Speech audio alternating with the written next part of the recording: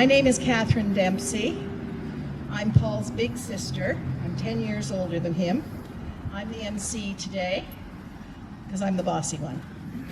I'm here with our mother, Peggy Little, her husband Blair, my brother Peter and his family, and Paul's son, Chris Kilshaw. My daughter Kate flew out, and many of Chris's cousins are here as well, and his friends have come. I see many of them here. Other relatives have traveled considerable distance to be with us today.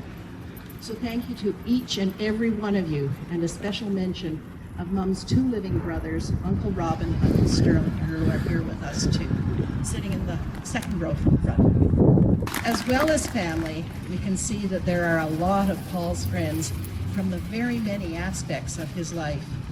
As a well-known magician and balloon artist around town, as Santa, as a longtime friend, as a counselor, and a commissionaire, Paul's friends have reached out with care and compassion for us. And believe me, that's been very comforting in the past few weeks. We all have our own stories, but as the oldest sister and the bossy one, I have the pleasure of giving a little background on Paul's life. We were an Air Force family, and the family joke is that every move, another souvenir was born. Paul was the souvenir for our time in France, and that was the last one. Since there were already 2 boys and only 1 girl, my parents told us we were having a baby sister. So imagine my 10-year-old surprise when he turned out to be a 10-pound boy. After 5 years in Ottawa, the family moved to Victoria, in particular to the corner of Beach and Estevan, 1 short block from Willows Beach. By that age, we older siblings were doing teenager stuff, so Paul was almost like an only child, and he made friends in the area, including an old magician named Mr. Fowler, who started teaching Paul sleight of hand. Anyway, so the family, we didn't think much about the magic. You know, he was 8 years old, and he was coming home, and he liked to wow us with his performances at any and all occasions. So one night, when he was about 11, we all started to laugh because he announced, "When I was visiting Japan with my wife, an old magician showed him." Anyway, Paul spent time in the Army Reserve, worked in group homes, he worked at the Red Barn, and many other gigs. He finally found himself working with the commissionaires out at the Institute of Ocean Science. But his heart was always in performance, and he always kept busking and practicing street magic. I'm not going to talk too much about his love of and dedication to magic, because the Victoria Magic Circle will be presenting later on. But he was very, very proud of belonging to the International Brotherhood of Magicians and the Victoria Magic Circle. Paul was very proud of his son, Christopher. Chris has been working in Vancouver for a few years now, but they would get together for some vacations and for holidays. When Paul had his heart attack in 2019, Chris came over and gave a hand.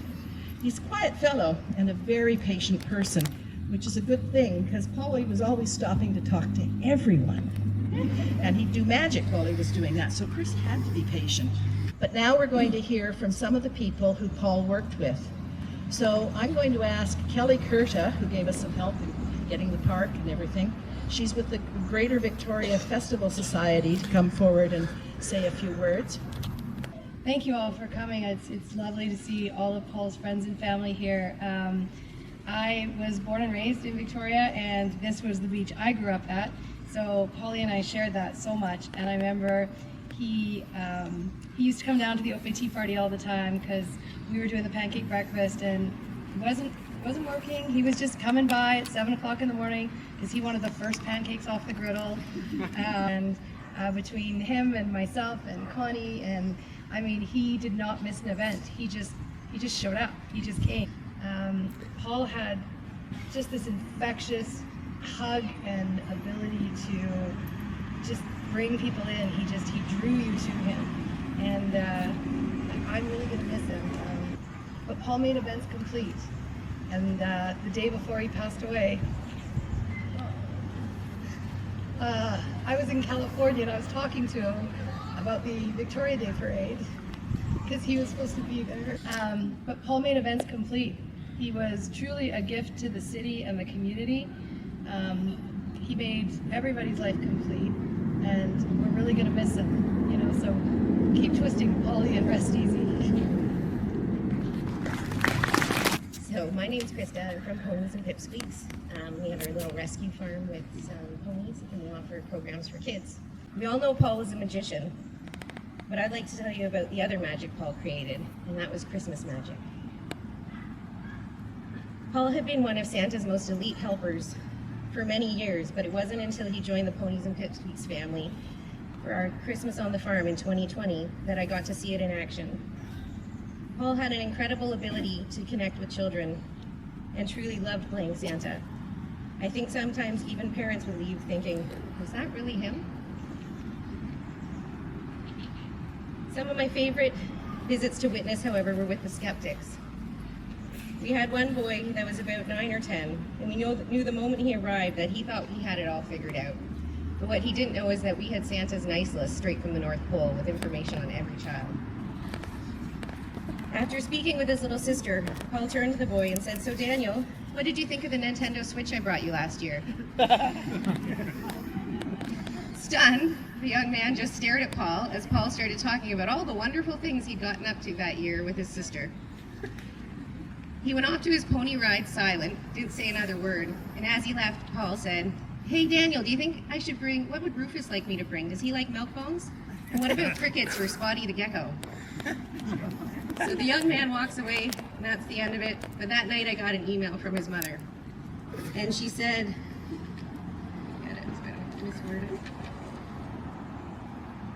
she wrote, "Thank you so much for the magical experience today. On the drive back to Ladysmith, my son was very quiet. After a while, he said, 'Mom, I think that was the real Santa. How did he know all that stuff about me? I can't thank you enough for helping him believe for one more year.' The best part was knowing that we helped create a lifetime memory for Daniel that he might be telling his own children someday. There's something truly magical about that." And Paul's last person that he worked with was a young man called Tiberius, sometimes known as Tibby, and he and his mother were the ones who supplied the nutcrackers. And they've brought the ones that they haven't managed to give to Paul, and there's 3 of them out here. So if you've been really good and you would like to have a nutcracker, there's 3, but don't fight over them, kids. Special Woodstock happened just every year. It was stopped for a couple of years because of COVID, but when they would get together, they would go up island, and I think it was to Duncan, was it not, Sheena? Okay, I read it out all, so you're going to get my memory working here. And Paul would actually travel up on the bus that was taking the people who went to special Woodstock on the bus, so he would do magic and entertain all the way up and back, and always took part in it. He really counted that as one of his favorite activities. One of the other ones that he really enjoyed, of course, was he called himself the magician in residence for Open Bay. So, you can always find him at all of these things. So I'm sorry, Shelley, I will post your remarks when I find them again on Paul's Facebook page. Mark LeBlanc from the Institute of Ocean Science. Good, come on up, Mark. I worked with Paul for many years, and I was trying to think, when did we start working together? And I kind of can't recall. Paul just appeared. And instantly, it's like we knew each other. After the "where you from?" and I said Cape Breton, so he said, "How's it going by?" And of course, for Cape Bretoners and Newfoundlanders, that's a perfectly acceptable way to address each other. So every day it was, "How's it going by?" On Mondays, hear about Paul's weekend. Lots of fun exchanges there. We had this neat thing. It was kind of stupid, but we called it the magic doors. And where Paul sat, he had a button to open the front doors. So every morning I come in, he hit the button, the doors open for me. When there was a new employee or a VIP, he'd hit the magic doors. And it was that initial welcome that he gave every employee that made Paul was an employee. He's part of the place. He still is. That you go in there and you see that. We were sometimes during COVID the only 2 people really around. So Paul would show me some card tricks. He goes, "You're a scientist, you can figure this out." And I said, "Okay." Some of them were probably sequencing. I said, okay, I got that. But some I said, these are either marked cards or they're just magic. I don't know what the heck he was doing. But I love that, and having those discussions and talking about, you know, we always had those employees that never had an ID, wouldn't get their ID. We'd have ways to get them, and Paul's humor would get them in there and take, you know, their angst of having to follow the rules. And that friendship was so valuable to me. Of course, we'd have kids' parties before COVID, and you need a Santa Claus. Well, when Santa Claus is in the house, it's easy. And Paul didn't play Santa Claus, as we said, he is Santa Claus. And, you know, the way he did that with the kids. And I see the pirate flag here. And yesterday, my son said, I'm going to Buccaneer Day. So I said, okay, I'll find the times. I went on the Facebook page. And you're clunking through the pictures there. And I see this larger-than-life pirate. And I go, what? And I look in. And there's Paul, tying balloons. So today, he probably would have made about 150 balloons already. And that was Paul to us, and how he was to everybody, and how we became friends. And I miss Paul, but I'm a better person because I knew him, and I wouldn't change that. So just thank you so much. It's so good to say, remember these things, and I'll miss my friend. Thank you. Yeah, my name is Sadie. I'm here on behalf of my mother, Ann Whitaker.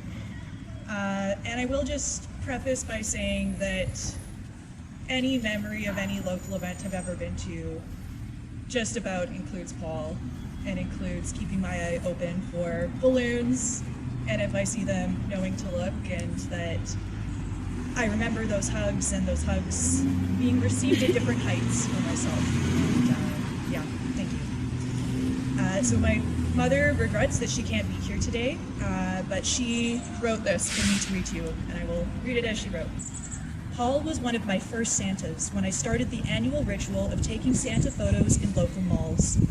It is unfortunate that Paul was unable to grow a real beard. This greatly shortened his career as a mall Santa when the trends towards social media selfie posts demanded the Hollywood authenticity a fake beard did not quite provide. Because he was one of the best, beard or not. It takes a special man to wear the red suit. It is a kind and intuitive man who can wear the red suit without a real beard and still create magical moments and believers. Working with Paul was a joy. He was never rushed, nor fazed by a child's shyness or rambunctiousness. He knew when and how to be soft or gentle, and easily build trust when children or parents were nervous. Paul was also a jolly elf, eager and ready to laugh and play with the children.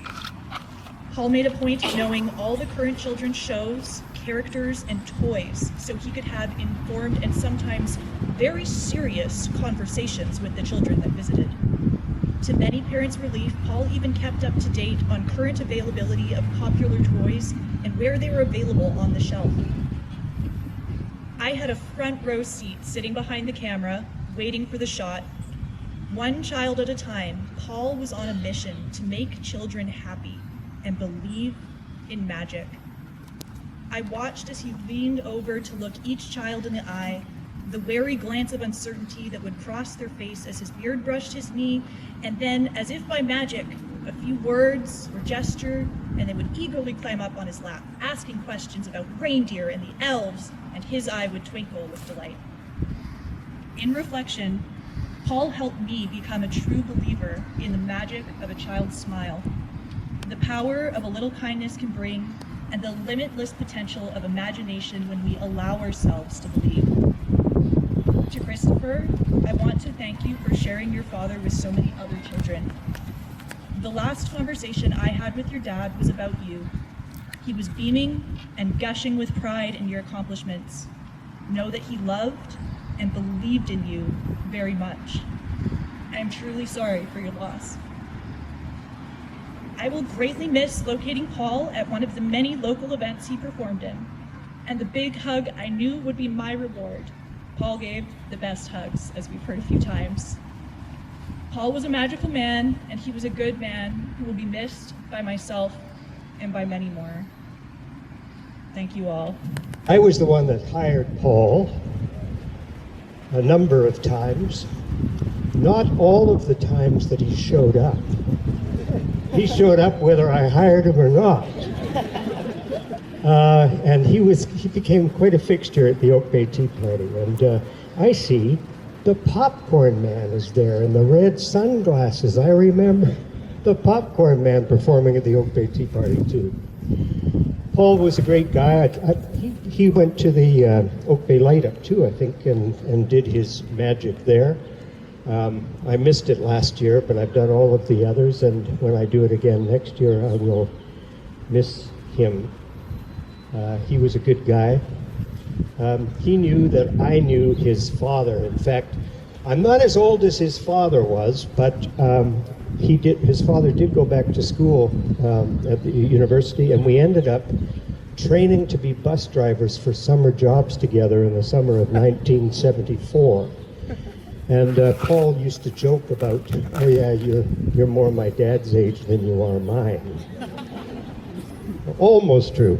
Anyways, Paul was a great person, and on behalf of the Oak Bay Tea Party Society, I still feel like I can say thank you to Paul for his service to the community, especially to Oak Bay, and he will be missed.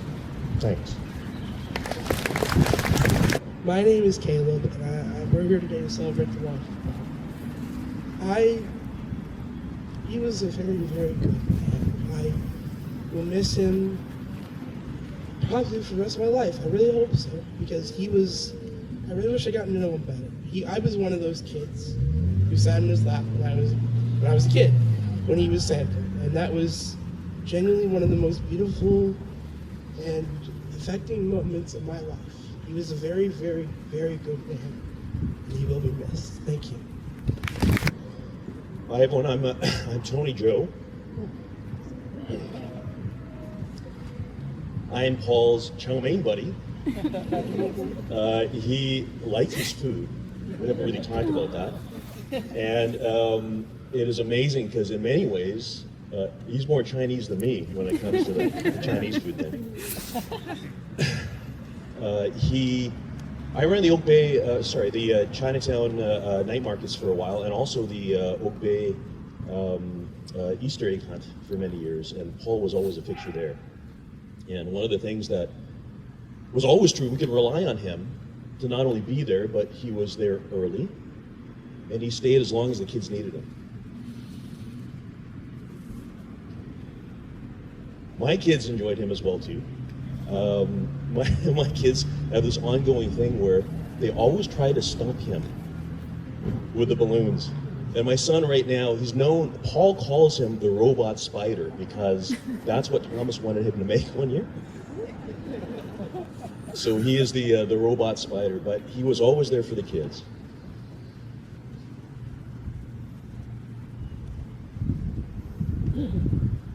I found it really interesting because social media is an interesting thing. This is where we get our news. This is where we hear from things. A lot of people heard about Paul's passing through social media.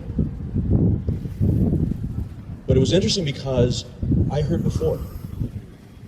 Phone calls, texts, messages. Did you hear about what happened?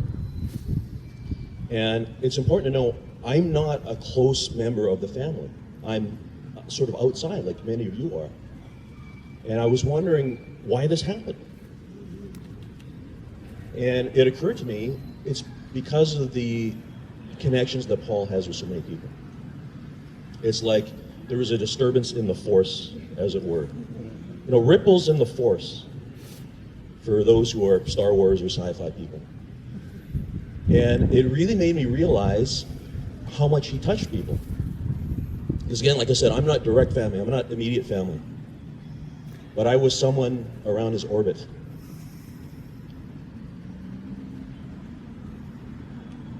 I often talk about, to my kids anyways, the saying that really affected me some time ago, and that is, who will cry when you die?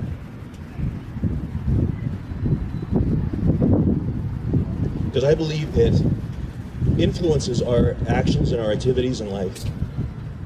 And obviously, many people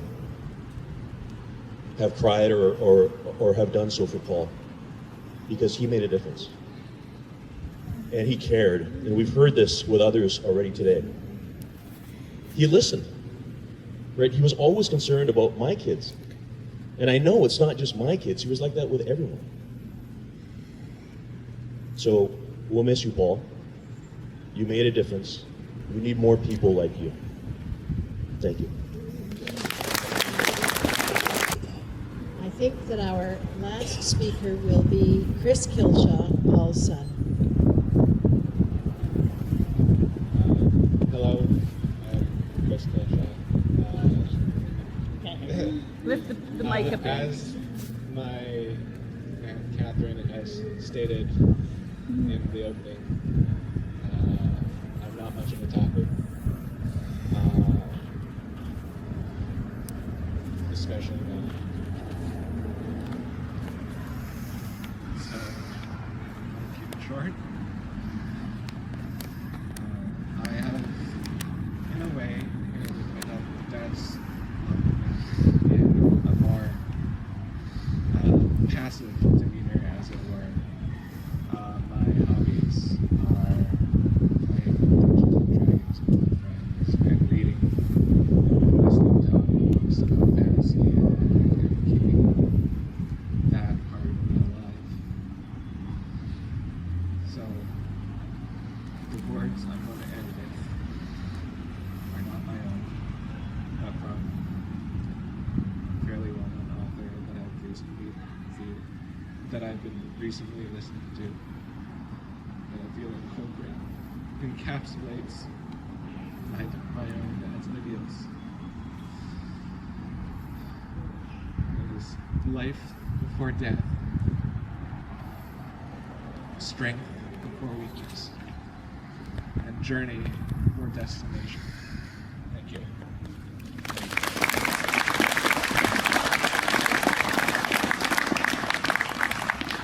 That's a really... My name's Phil. Hi, Jeremy. Oh, he's joining the crowd, I'll betcha. Okay. This buddy over there, Chris Martin. So I met Chris when I was an Oak Bay Junior, and some of you might have seen the Facebook post. 42 years ago? Not 47. Not that old. We met. Paul. I met Paul and Chris on the little stone fence that separates the two sections of the parking lot at Oak Bay Rec, because we were going to Oak Bay Junior. And so this is why I wanted to come up and blather. Hi, Colonel. The thing about Paul, and I miss this because Chris was by himself, he was at his house, sitting on the porch. Blueberry Hill or which one? Gonzalez? Are you going to tell the story? Yeah, you can. Okay, well, he's going to tell his story after mine. Okay, so anyway, the point is that I met Paul. And the moment I met Paul, he was your friend. Like right then and there. That's it, friends. And that was not a normal thing for me. I've already lived enough of life to know that sometimes it takes a while before you sort of settle into somebody and, are you really my friend? Are you okay with who I am? Am I okay with you? Instantly he was your friend.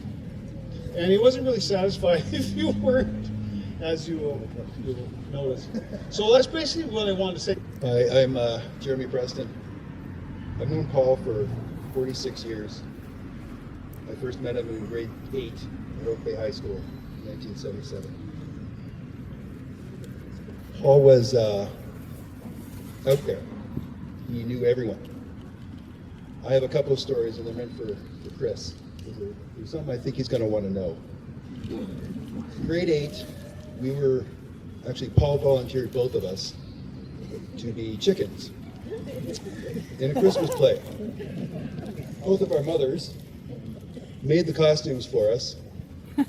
And you can imagine, picture this, two 12, 13-year-old boys running down the aisle in the auditorium at Oak Bay Junior High School wearing chicken costumes.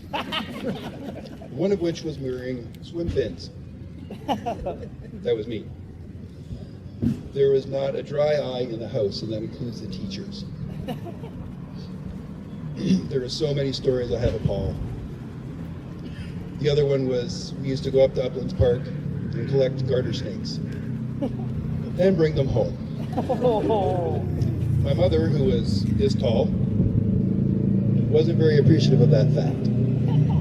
He came home with 30 of them and one of her pillowcases. And the words that came out of her mouth were, "Get those bloody things out of my house." So we let them go in the backyard.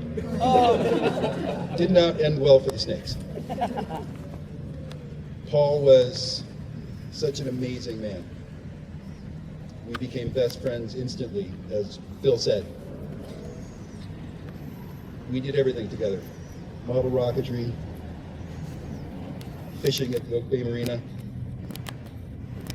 There's just too many memories to go through right now, but I'm absolutely gonna miss him. He was my absolute best friend. And he was my brother. Thank you.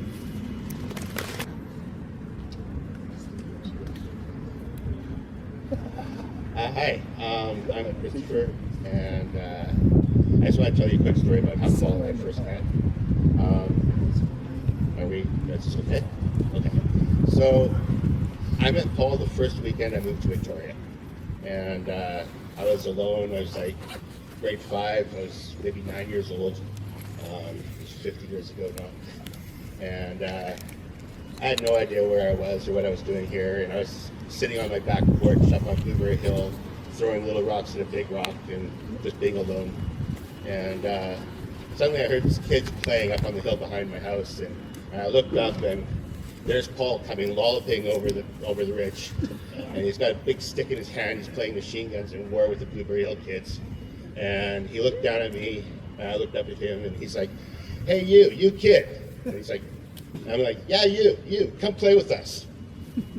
And that was it. I mean, there was no more to it. That was the beginning of a lifetime together. And that's just the kind of guy he was.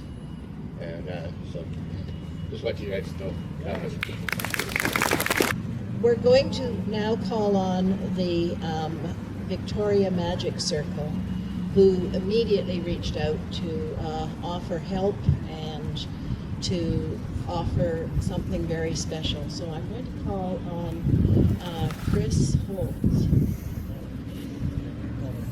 Colin Holt. There he is. Friends, the magic community recently lost Paul Kilshaw, a highly respected and much admired member in our club. In accordance with custom, we as fellow magicians will now conduct a short ceremony to say thank you for his life and say goodbye. Please stand by while we conduct the Broken Wand ceremony for Paul Kilshaw. It is only fitting that the members of the Victoria Magic Circle, the Ernie Crockford Ring 183, gather to commemorate the life of Paul Kilshaw, who played his part so well on the stage of life. As a member of our ring and a member of the International Brotherhood of Magicians, Paul belonged to our great fraternity which links in friendship and respect magicians from all over the world. Paul was considered an expert in his craft. His love of magic, his delight in performing, especially for children, and his willingness to share his knowledge were well recognized. His selfless giving nature will be forever cherished by those privileged to share his friendship. His legacy of excellence in the art of magic will remain with us forever. We, the Brotherhood, offer this brief moment in time to commemorate as a commemoration of his life.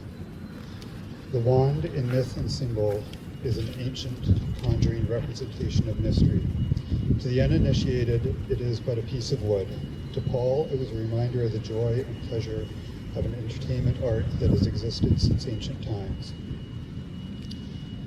This wand without Paul is now useless. The magic which infused it in the life of Paul is now broken and passes with him.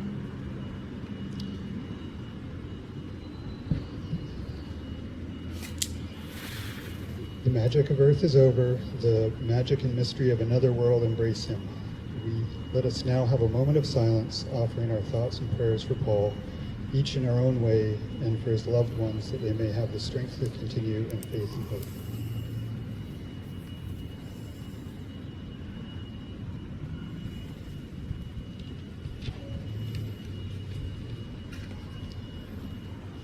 Paul, dear friend, goodbye. We feel fortunate that you have come into our lives. This ends the Broken Lawn ceremony.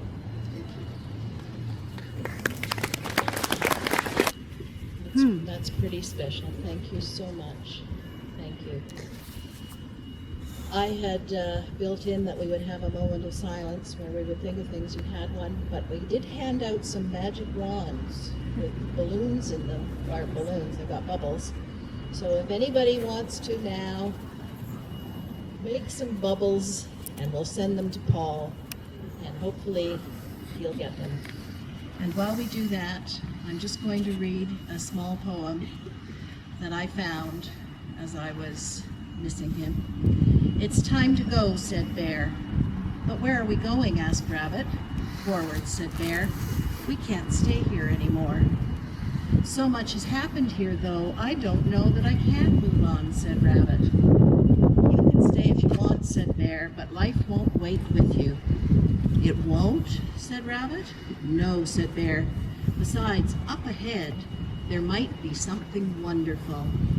"You think so, asked Rabbit. "I think," said Bear, "if you stay here, you will never know." So, we'll see you, Paul. Thank you very much, everybody.